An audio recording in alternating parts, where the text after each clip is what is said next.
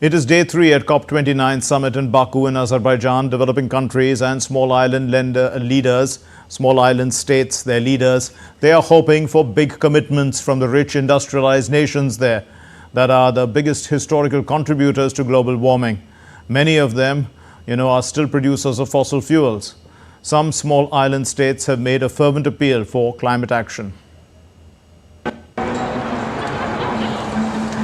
Day 3 of COP29 summit in Baku in Azerbaijan saw developing countries and small island leaders hoping for big commitments from rich, industrialized nations that are the biggest and historical contributors to global warming, many of which are still producers of fossil fuels.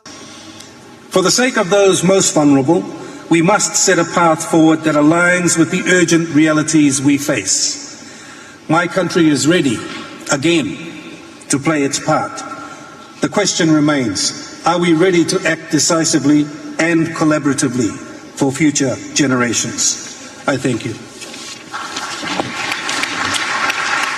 What we endure, you endure.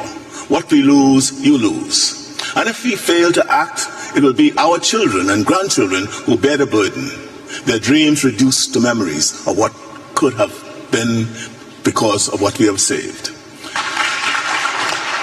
The Kenyan Cabinet Secretary for Foreign Affairs made similar demands for increased climate finance.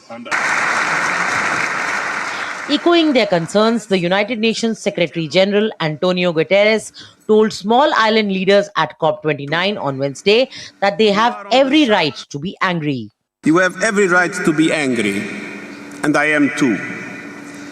You are on the sharp end of a colossal injustice.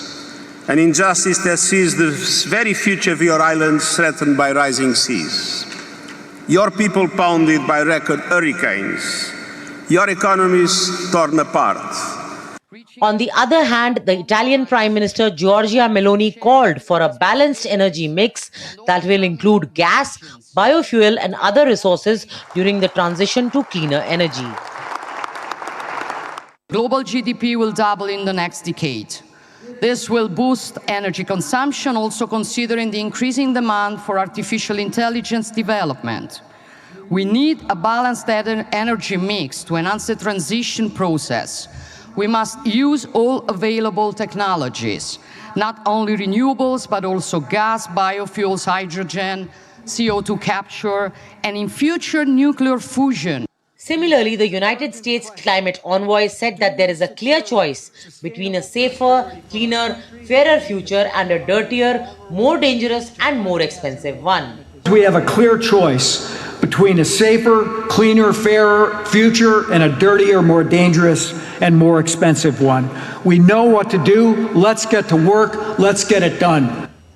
While Germany's Special Representative for International Climate Policy, Jennifer Morgan, remarked that negotiators are showing a lot of determination as they work on the COP29 text.